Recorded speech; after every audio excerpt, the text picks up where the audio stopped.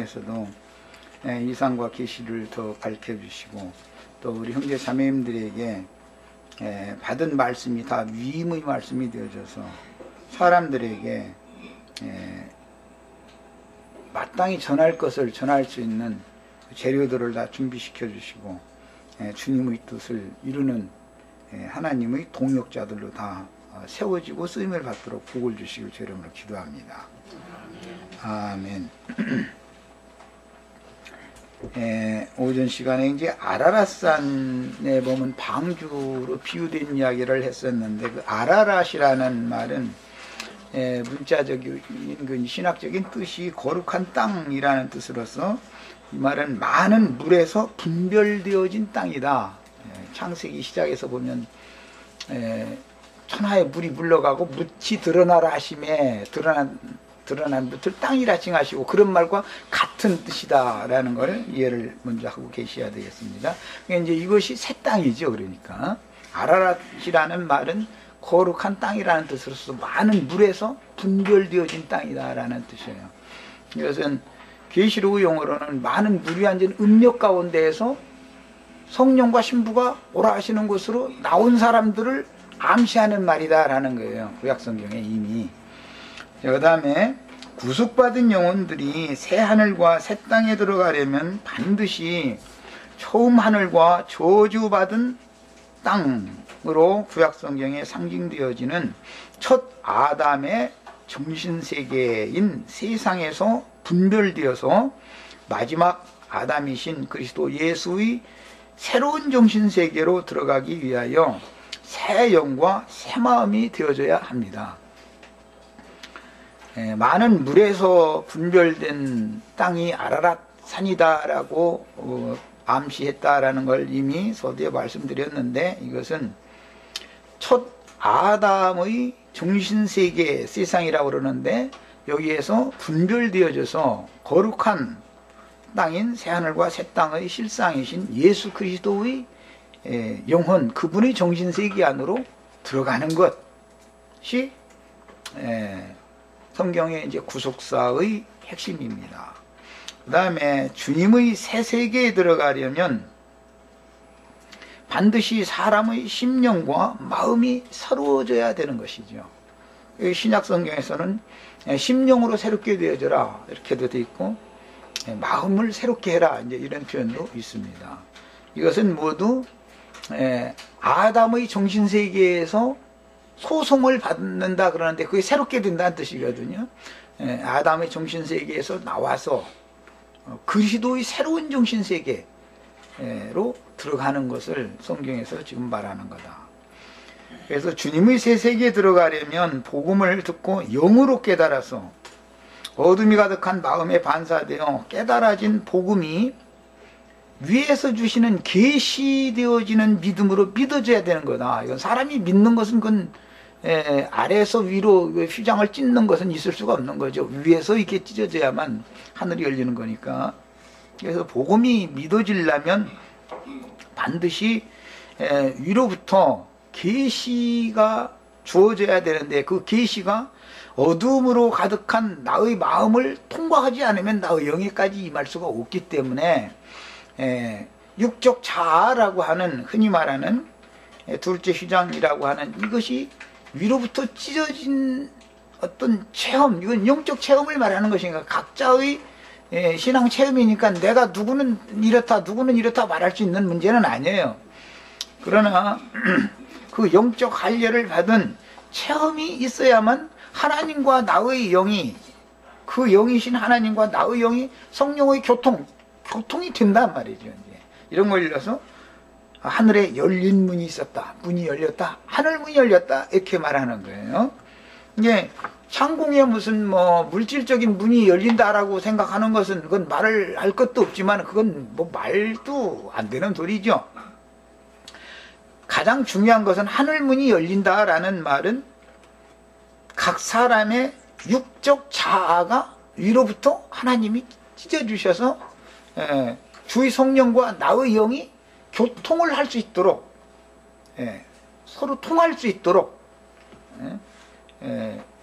이렇게 된 상태, 이것도 성경이 말하는 바는 각 사람의 영혼의 상태를 말하는 것이다. 하늘문이 열린다라는 것도 그런 것이지, 물리적인 어떤 걸 말하는 것은 뭐 아닌 건 뭐 너무 당연한 것이고, 기독교인들이 생각하는 어떤 추상적인 어떤 하늘이 어떻게 열리는 건지 이런 얘기하면 굉장히 어렵게 들릴 수밖에 없는데, 쉽게 표현하자면 예수 그리스도의 새로운 정신세계로 들어가기 위해서는 저주받은 아담의 심령과 저주받은 땅에 거하는 아담의로 상징되어진 저주받은 마음이 나라는 사람의 성품과 인격을 형성하고 생명을 형성하고 있었는데, 이것을 심판해버리고 예수 그리스도의 새로운 정신세계로 들어가기 위해서는 반드시 필연적으로 하늘이 열려야 되는 거다. 이 과정을 거쳐야 되는 거다. 그 말이에요.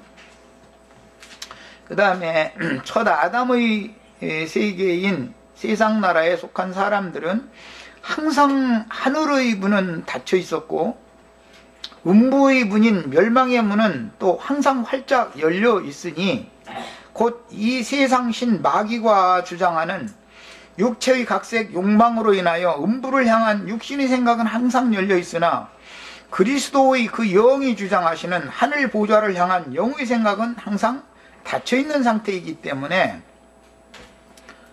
사도 요한과 같이 하늘로 올라가서 어린 양의 보좌 앞에 이를 수가 없는데, 구약 성경에 율법을 열심히 지키고 신의 산에서 받은 말씀을 그처럼 육체의 행위로 열심히 지켰던 사람들이 끝내 하나님의 영광에 이르지 못했다라는 것은 그들에게는 하늘문이 끝내 닫혀 있었다라는 뜻과 같은 뜻이다 말이에요. 신약시대에도 기독교계 사람들이 다 하늘문이 열렸느냐? 그렇지 않다라는 걸 생각을 해보셔야 되겠고, 혹시 우리 형제 자매님들 이곳에 모였다고 해서 다 하늘이 열렸다라고는 누구도 장담 못하죠. 이거는 내가 할 수 있는 얘기가 아니기 때문에, 각자의 영적 체험이기 때문에 어떤 모임에 모여도 하늘문이 열린 사람이 있고 하늘문이 닫혀 있는 사람이 늘 있을 수가 있는 거다. 우리 형제 자매님들은 모두가 다 요한이 열린 하늘문을 통해서 어린 양의 보좌 앞에 가서 이런 영광스러운 모든 광경을 보고 또 들었던 것처럼, 우리도 이렇게 되기 위해서는 필연적으로 뭐가 필요해? 영적 할례라고 하는 과정이 반드시 필요하다. 하늘문이 열린다는 것은 영적인 할례를 받아서 육적 자아가 배어지는 건데, 이것은 신약의 용어로는 주님께서 십자가에서 구속을 이루시고 내가 다 이루었다 하실 때 성전의 휘장이 위로부터 아래로 다 찢어졌다, 이렇게 표현을 했어요. 이렇게 되지 않으면 지성소 안에 계신 하나님의 영광 앞에 아무도 나갈 수가 없는 것이죠. 둘째 휘장이 가려져 있기 때문에. 마태복음 7장 13절로 14절을 읽겠습니다. 좁은 문으로 들어가라. 멸망으로 인도하는 문은 크고 그 길이 넓어서 그리로 들어가는 자가 많고, 생명으로 인도하는 문은 좁고 길이 협착하여 찾는 이가 적음이다 그랬습니다. 누가복음 13장 24절을 또 읽겠습니다. 좁은 문으로 들어가기를 힘쓰라. 내가 너희에게 이르노니 들어가기를 구하여도 못하는 자가 많으리라 그랬습니다. 요한복음 10장에서 더 보겠습니다. 1절로 5절을 봅니다. 내가 진실로 진실로 너희에게 이르노니 문을 통하여 양의 우리에 들어가지 아니하고 다른 데로 넘어가는 자는 절도며 강도요, 문으로 들어가는 이는 양의 목자다. 이렇게 이제 말씀을 시작하셨는데, 여기 나오는 문은 계시록 4장 1절에 나오는 하늘에 한 열린 문, 한이라는 단어가 있는데 개역성경에 빠졌다는 건 지난번에 지적을 해드렸죠. 그 한 열린 문은 예수님을 말한다 이거예요. 내가 양의 문이다 라고 할 때, 그 양의 문이라는 것은 양들은 예수 그리스도를 통해서나 아버지의 영광 앞에 갈 수 있다. 그러니까 예수님이 문이죠. 그래서 문으로 들어오지 않고 담 너머로 들어온 자들이 있다 이렇게 표현했는데, 이것은 주와 합하여 한 영이 된 사람이 믿음이 자란 후에 청년의 수준에 이르는 다음에 영적 할례를 받은 사실이 없이 육적인 세상 신학이나 혼적인 사람의 관점으로 성경을 보는 그 본능적인 영적 지식을 구원의 문으로 착각해가지고 그것을 가지고 사람들에게 가르치는 사람들이 어떤 문을 지키는 문지기들이다. 누가 여는 문을 통해서 아버지께로 갈 수 있고 누가 여는 어떤 문을 통해서는 마귀의 세계로 간다. 지금 이것을 말하는 것이기 때문에 하나님의 새하늘과 새 땅의 새 세계로 진입해서 들어가기 위해서는 반드시 예수 그리스도를 통해서만 들어가야 된다. 이제 이 말인데, 여기서 말하는 나는 양의 문이다 이렇게 말할 때 예수 그리스도의 영의 생각을 말한다 이거예요. 사람이신 예수님이 그분의 영이라고 하는 것이 성전의 지성소단 말이에요. 그곳에 하나님이 영광으로 임재해 계신다 이거예요. 아버지의 말씀이. 그래서 아버지께서 내 안에서 말씀하신다. 이 말은 예수님의 무슨 손가락이나 뭐 발바닥이나 뭐 이런 데서 하나님이 거하셔가지고 그 영광의 말씀을 들려주시는 게 아니라 예수라는 사람의 영 안에서 하나님의 말씀을 예수라는 사람 그 혼에게 들려주셔가지고 인식하게 했다 이 말이에요.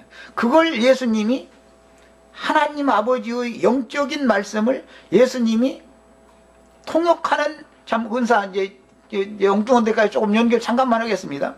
고린도전서 은사에 보면은 방언을 통역하는 은사 얘기가 나왔죠. 그랬더니 오늘날 기독교계는 어떤 미친 여자들이 대부분 그거 귀신 들린 여자들이 당연히 방언 통역한다고 셜라셜라셜라 하고 막 당신 말에 남편이 말에 어디 엊그제 지금 어디 들어가는 거 봤다고 막 이런 소리가 불안하게 만들고 이렇게 하는 게 이게 전부 그거는 방언 통역하는 은사는 예수님이 제일 정확하게 통역할 줄 아는 분이죠. 그 다음에 사도들이겠죠. 이런 기본 개념이 정리가 안 되면은 매사가 모든 것이 다 혼동되는 거예요. 우리 형제 자매님들도 방언을 천사의 소리들을 잘 통역을 할 줄 알아야 돼요. 영의 소리를 들으면은 사람의 말로 설명해 줘야 되잖아요. 깨닫게 해줘야 되니까 통역을 당연히 해야죠. 그래야 이 사람이 예언을 할 수 있는 거잖아요. 이런 성경의 말씀은 모두 예수 그리스도의 영을 지성소라고 한 것이고 예수 그리스도의 영에는 하나님의 영광이 계시고 예수 그리스도의 영에 있는 생각이 곧 양의 문이다 이거예요. 예수님의 생각과 내 생각이 일치되어져야만 아버지 영광 앞에 나도 이룰 수 있다 이 말이에요. 그러니까 예수님의 영과 나의 영이 일치되어져야 되고 예수님의 마음과 나의 마음이 일치되어져야 돼만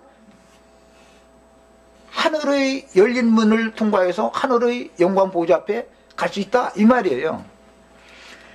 그 다음에 문지기는 그를 위하여 문을 열고, 지금 내가 문 여는 얘기를 했어요. 사실은 이렇게 막 나연 게 요즘에 점점 교만해지더만 이제 이럴까 하면서인데, 문을 연다라는 것은 사람들에게 진리를 가르쳐서 열쇠, 천국 열쇠라는 건 천국 복음이 천국 열쇠지요. 주님께서 지자들에게 맡긴 천국 복음을 천국 열쇠라고 그러잖아요.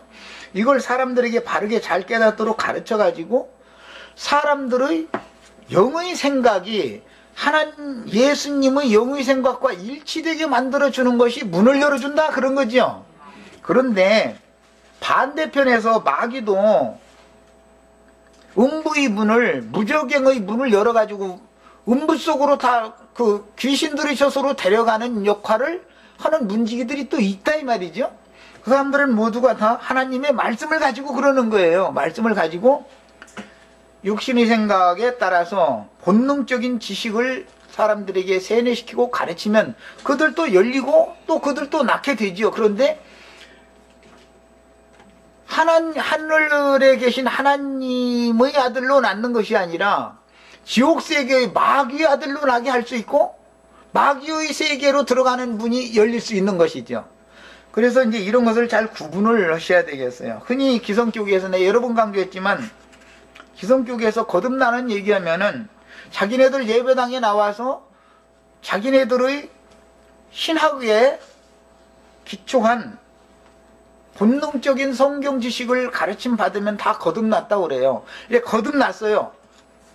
그건 육신은 아니니까 거듭났는데 그들의 아버지가 참 하나님이 아니고 마귀이기 때문에 문제다 이거. 이 마귀라는 게 삼일체 신이다 이 말이에요. 난 이건 지금 계속 강조한 거예요. 아버지가 누구냐 이거야. 아버지가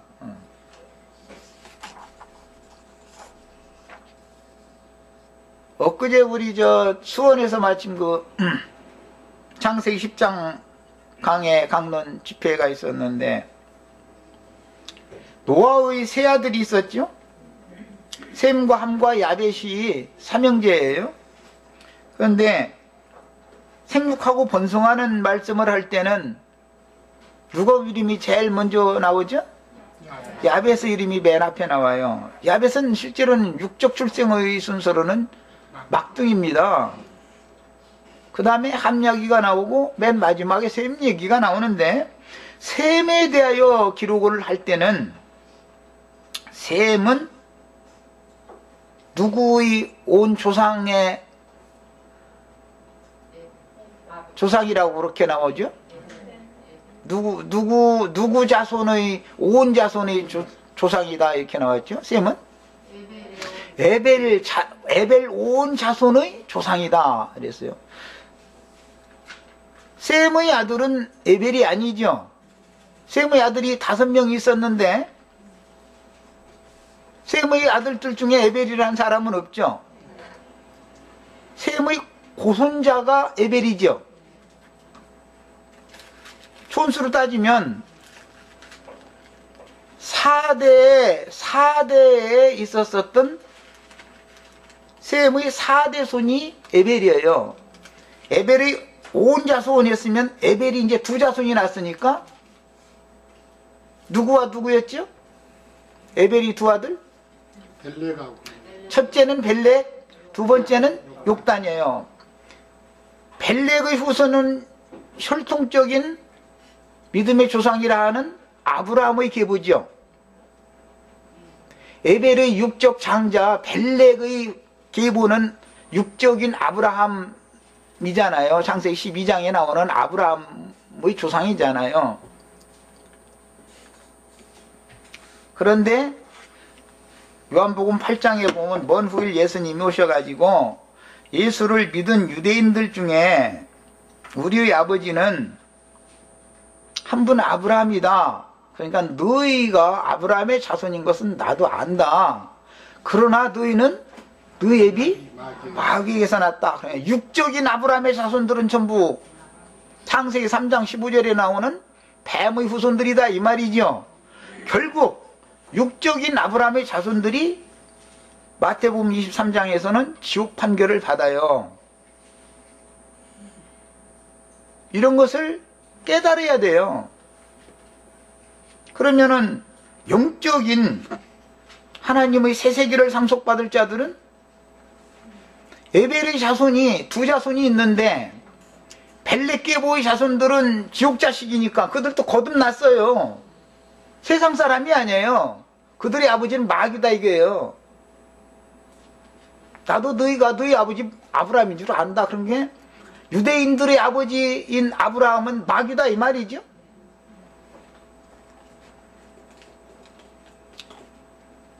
아브라함의 믿음의 자취를 좇은 믿음의 후사들을 위하여 하늘에 한 성을 예비하셨다고 그랬어요. 그 성에 들어간 자들은 육적인 아브라함의 자손들이 아니다 이제 이 말이죠. 난 장소가 난 곳이 다르다 이거예요. 근원이 다르다 이 말이에요. 위로부터 난 자들이라는 것은 육신적인 아브라함의 자손들은 위로부터 난 게 아니라 지옥 세계에서부터 났다 이거예요. 그들도 거듭났지만 말이에요. 세상 사람이라는 말이 아니에요. 나는 것이 이렇게 영적인 자녀들인데 마귀도 영이니까 마귀의 세계에서 그 영으로 날 수도 있고 이걸 다른 영을 받았다 이제 이러는데 날 수도 있고 진리의 영으로 날 수도 있다. 이것을 정확하게 구분을 해야 된다. 욕단의 13아들들이 있는데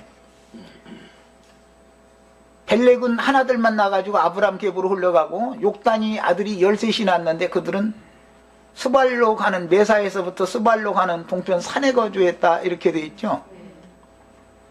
인류학적으로 보면 중근동 지역에 팔레스타인 땅에 자리를 잡고 살았던 아브라함의 자손들이 있고 그들은 벨렉계보다 이거예요.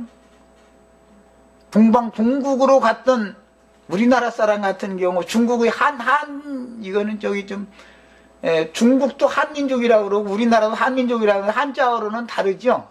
글자가 달라요. 몽골족 이런 계보 사람들은 구약 성경에서는 버림받은 족속들이에요. 성경에 욕단의 후손들에 대해서는 기록도 않고 있어요.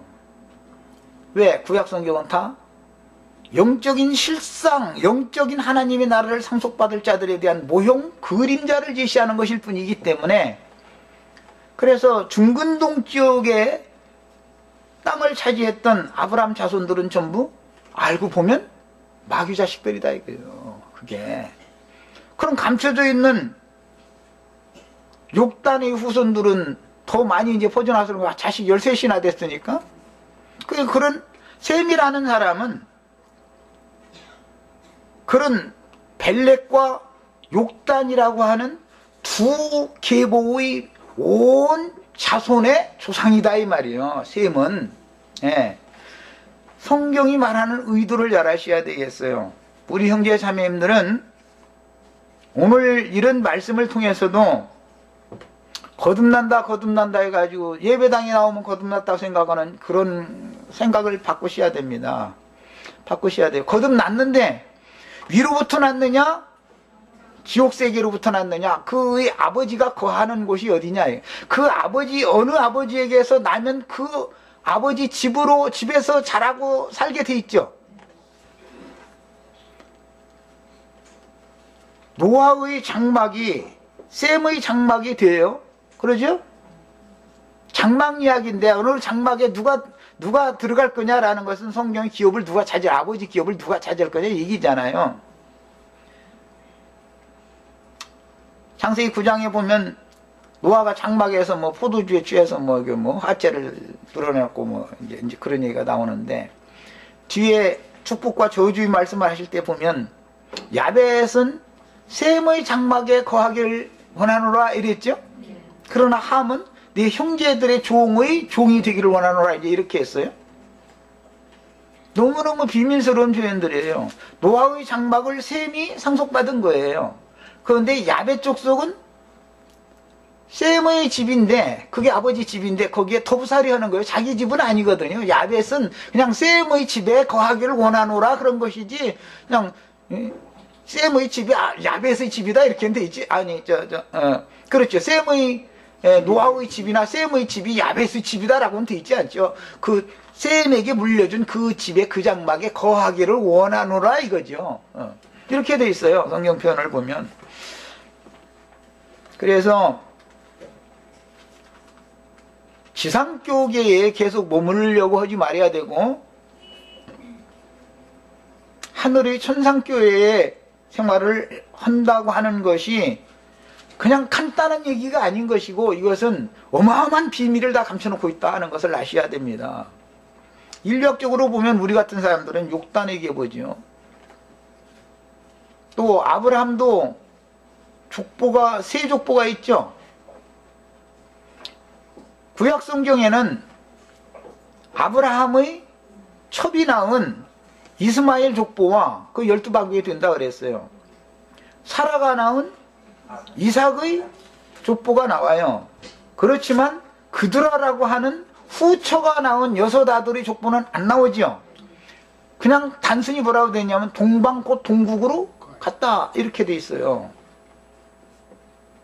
그러니까 우리는 욕단의 후계거나 그드라가 낳은 후계 중에 한 족속일 것이다 라는 것만 알고 있을 뿐이고 구약시대 전기간 동안은 하나님 앞에는 관심도 없는 성경에 그 이후로는 말씀이 안 나왔으니까 버림받은 족속들이었어요. 야벳 족속이 맨 먼저 복음을 듣지만 그 다음에 이제 함 족속이 듣죠. 야베 족속이 복음 전파를 맨 먼저 들었지만 함 족속을 통해서 로마교가 되잖아요. 로마교. 우리 저 형제 자매님들은 흔히 저 신학 공부로 추자매님 신학했다고 그랬지. 성 어거스틴이라는 말 들어보셨어요? 뭐 안 들어보셨어요? 뭐, 예, 아주 이제 기독교계에서 우리 김영구 형제가 설명 어마어마하게 잘할 거예요. 이제 아주 이제 성 어거스틴 하면 이제 꾹뻑이죠. 그러고 예.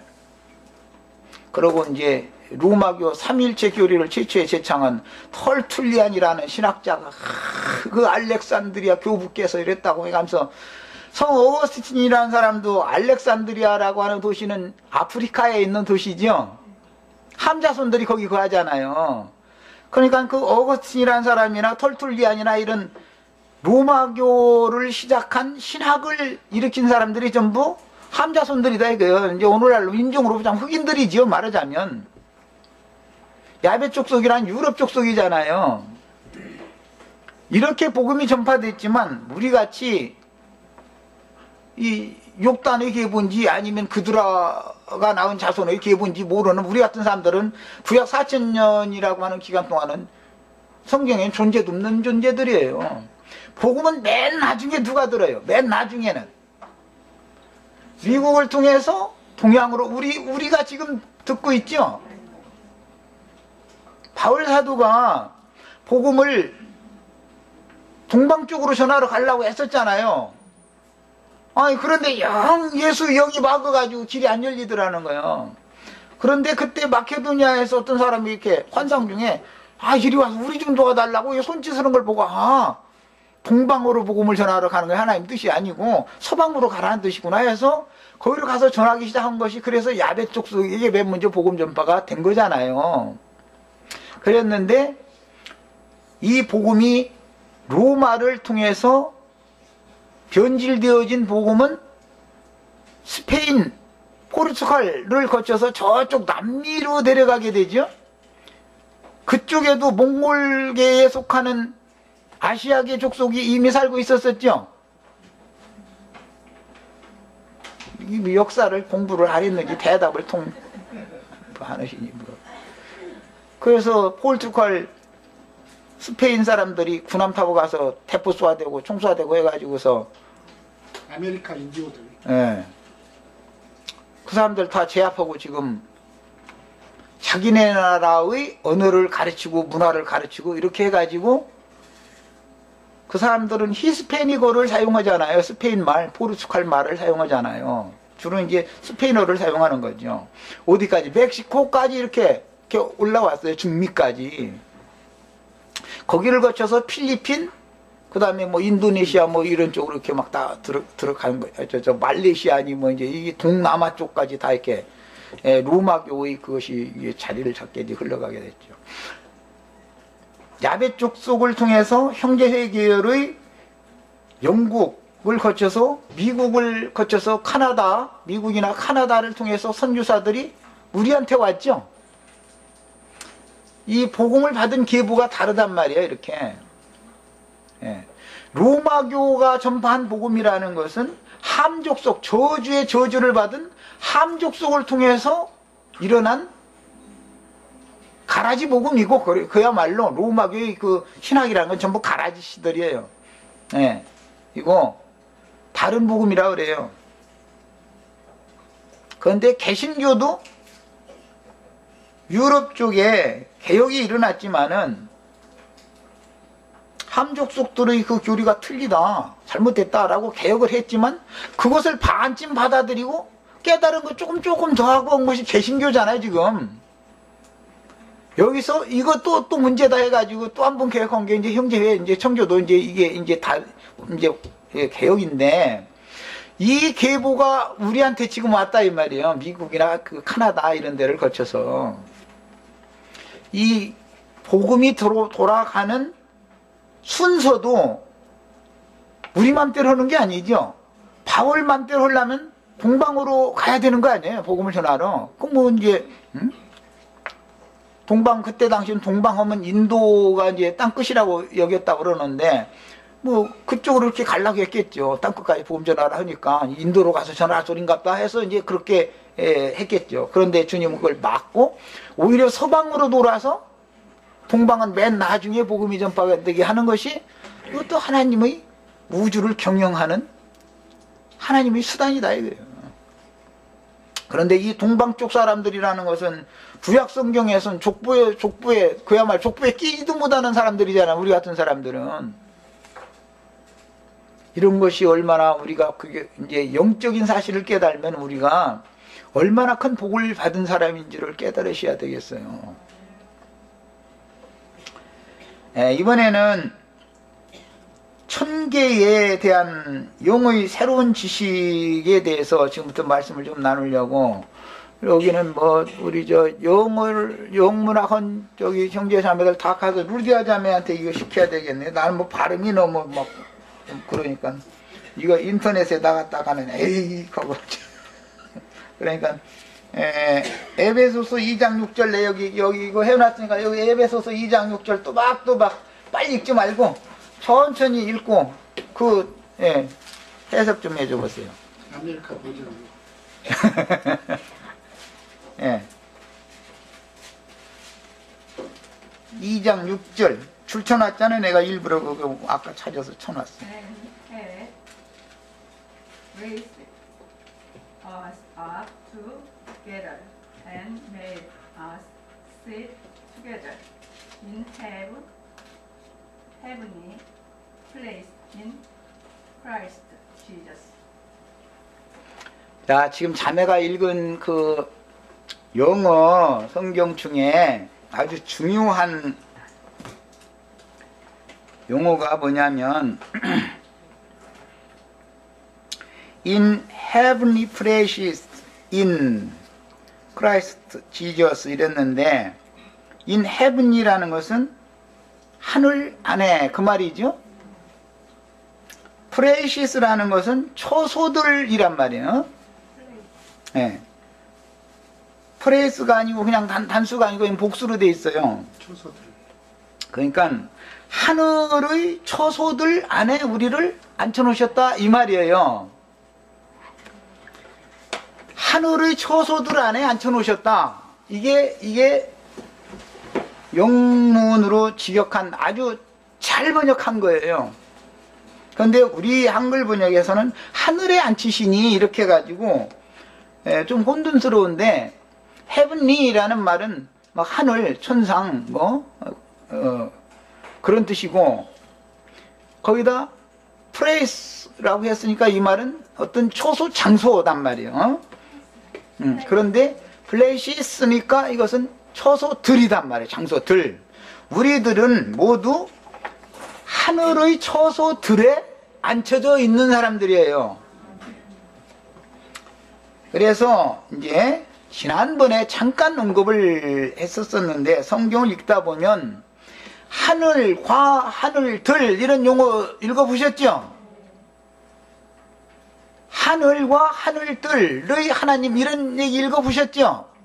그 앞에 나오는 그 하늘이라는 것은 원래 더라고 하는 정관사가 꼭 붙어 있어요. 그 하늘과 하늘들이에요. 이렇게 돼 있어요. 흔히 천국복음 이렇게 말할 때 이것은 복수의 하늘들의 왕국이라는 뜻이에요. heavens라는 말은 그냥 일반적인 heaven이라고 하는 용어에다가 s를 붙이면 언제나 복수 개념인 거예요. 하늘들의 나라, 하늘들의 왕국 이런 말이에요. 자, 그래서 또 함께 일으키사 그리스도 예수 안에서 하늘의 초소들에 앉히시니 이렇게 번역을 해야 정확한 거예요. 이것을 이제 난 좀 쉽게 천상의 세계들에 천계들에 앉혀놨다. 예. 세상 세계가 아니라 하늘의 세계들에 우리가 앉혀져 있다 이거예요. 천계의 세계에 앉혀져 있다. 에베소서 4장 23절로 24절에 보면 오직 너희 심령이 새롭게 되어 하나님을 따라 의와 진리 거룩함으로 지으심을 받은 새 사람을 입어라 이렇게 돼 있죠. 우리가 아담 세계에서는 옛사람을 이미 입고 있는 거죠. 이 혈육의 장막이라는 것은 옛사람이 속에 있고, 혈육은 옛사람의 옷과 같은 것이죠. 옛사람의 장막은 혈과 육의 몸이죠. 그러면 이 혈육의 몸을 벗어버리고 위로부터 거듭나가지고 온전케 되어진 새 사람을 우리가 덧입어야지요. 이걸 입고서나 영생하러 가는 거지. 영생할 수 있는 거죠. 천연적인 옛사람의 사고, 사상, 정신, 세계라고 하는 것은 저주받은 아담의 영혼이 유전되어져 가지고 내 혈과 육의 몸속에 나의 옛사람으로 살고 있는 거잖아요. 그게 첫 아담이죠. 그러면 옛사람을 벗어라, 이 말은 영부터 시작해서 마음, 이 혈육의 몸까지 싹, 이것은 하나님의 나라에는 무익한 거고 의미가 없다, 지금 이 말이죠. 그러므로 반드시 이로부터 영이 거듭나야 되고, 영만 새로워지는 것이 아니라 마음도 새 것이 되어져야 된다, 이 말이에요. 네. 그러면 위로부터 오는 처소로 그리스도가 우리의, 아담이 우리의 처소였던 사람이, 첫 장막은 다 아담이 우리의 처소죠. 이 사람이 저주받은 아담은 벗어버리고 복의 원천이 되시는 그리스도가 우리의 거처가 되어줘야 된다, 이 말이에요. 이렇게 되기 전에는 절대로 하나님의 나라를 유보로 받을 수 없어요. 왜 내가 여기까지 지금 미리 말을 하느냐면은, 하늘의 처소들에 현재적으로 앉혀져 있지 않은 사람은 앞으로 몇 년도 몇 월 며칠 날 예수님이 온다고 백날 떠들어도 다 소용없는 소리다, 이 말이에요. 그건 구원과 상관없는 얘기다, 이 말이에요. 그런 사람들이 안 믿는 사람들이면 상관이 없는데, 아브라함의 자손이다, 우리의 아버지는 아브라함이다 하니까 이게 문제다, 이 말이에요. 그런데 하나님의 관점으로 보면 그게 다 마귀의 영으로 난 자들이니까 문제다, 이 말이에요. 지금 이걸 지적하는 거예요. 우리 형제 자매님들은 아버지가 확실하셔야 돼. 아버지가. 내가 가끔 그 얘기하는데, 지나가는 아저씨 비스무리해 하다 해가지고 뒷모습 보면 우리 아버지 같을 수도 있죠. 막 쫓아오면서 아버지 쫓아가는데 그 사람은 이상하게 자기 아들 목소리를 못 알아듣는, 그냥 자기 길로 간다. 그 앞에 활짝 가서 보니까 얼굴 보니까 아니다. 그러면은, 그런데 해는 떨어져 버렸다. 그럼 끝난 거죠. 해 떨어지기 전에 아버지가 진짜 내 아버지인지 정확하게 알고서 내 아버지 아들이 돼야지. 지나가는 아저씨 보고 아버지라고 쫓아가고 열심히 달려갔는데 해가 똑 떨어져서 더 이상 이제 한 발짝도 뛸 수 없게 됐다, 끝났다, 그러면은 모든 게 다 끝난 거잖아. 골로새서 3장 10절에 새 사람을 입었으니, 옛사람 새 사람을 지금 구분해 드리느라 그래요. 옛사람은 첫 아담에게 속한 사람이죠. 영만 아담에게 속한 게 아니라 혼도 아담에게 속했고, 몸도 옛사람의 혼을 육의 몸이 장막으로 덧입고 있는 거죠. 영도 혼도 몸도 전체가 다 하나님의 나라와는 상관없는 인간이다, 이거예요. 이거는 저주 아래 있는 인간이다, 이 말이에요. 그런데 새 사람을 입으려면 심령이 새롭게 되어야 되고 마음도 새 것이 되어야 된단 말이에요. 새 하늘과 새 땅이라는 말을 이제 이해를 시켜드리려고 얘기해나가는 거예요. 새 사람을 입었으니 이는 자기를 창조하신 이의 형상을 따라, 나를 창조하신 이는 육이 아니고 영이죠. 하나님은 영이죠. 지식에까지 새롭게 하심을 입은 자니라 그랬어요. 야, 이 말은 인식이 새롭게 된 자니라, 이 말이에요. 원문은. 야, 무엇에 대해서 이런 것으로 알고 인식을 그렇게 하고 있었는데, 이게 내가 지금 마귀를 내 아버지, 지나가는 아저씨를 아버지인 줄 착각하고 있었네? 하고 인식이 바꿔지는 거예요. 그러려면 얼굴을 똑바로 봐야지요. 뒷모습만 봐가지고는 아저씨인지 아버지인지 비스무리 하니까 그냥 아버지고 쫓아다니는 거예요. 해칠 때까지. 인생 끝나는 날까지. 말하자면 전도서 말씀대로는 금줄 은줄이 그냥 끊어져, 두루백줄 끊어지는 날까지 뒷모습만 보고 계속 그게 내 아버지인 줄 알고 그냥 자기 짐작으로 그냥 내 아버지야. 그냥 뒷모습이 너무 비스무리 하니까. 그런데 진짜로 앞에 가서 딱 가서 보니까 아니면 어떻게 하냐 이 말이에요 이제. 그러면 그때 가서는 어떻게 해볼 수 없죠. 그날이 이르기 전에, 금줄 은줄이 끊어지기 전에 참아버지를 만나야 되겠다 이 말이에요 지금. 예.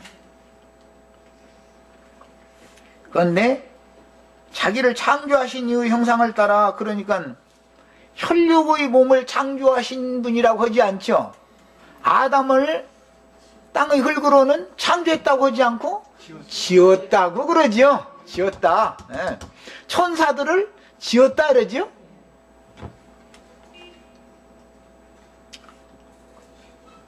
땅의 흙으로 흙사람을 지은 그 아버지가 아니라, 창세기 1장에는 우리의 형상과 우리의 모양대로 우리가 사람을 만들고 그랬는데, 거기에서는 창조에 대한 이야기를 하고 있죠.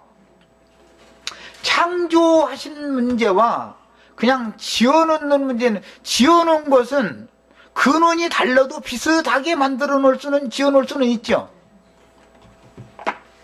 세상에서 어떤 미술품이나 음악이나 혹은 박사학위 논문이나 이런 건 표절이라는 말 들어보셨어요? 표절?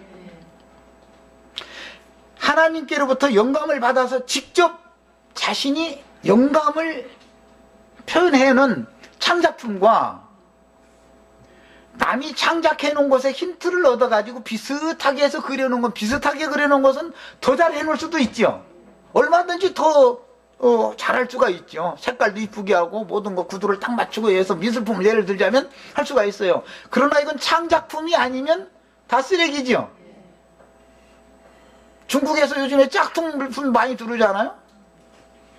박사학위를 받는 것도 교수님의 어떤 제언을 듣고 본인이 연구를 해가지고 본인이 학문 분야를 그 분야에서 막 파고 들고 나서 영감을 받아가지고서 자기가 자기에게 직접 깨달아진 거, 이것을 글로 써서 논문을 발표하는 것과 남이 해놓은 거, 열심히 연구해놓은 걸 갖다 가서 그거 슬쩍 인터넷에서 이렇게 갖다 따붙이게 하는 것은 다르죠.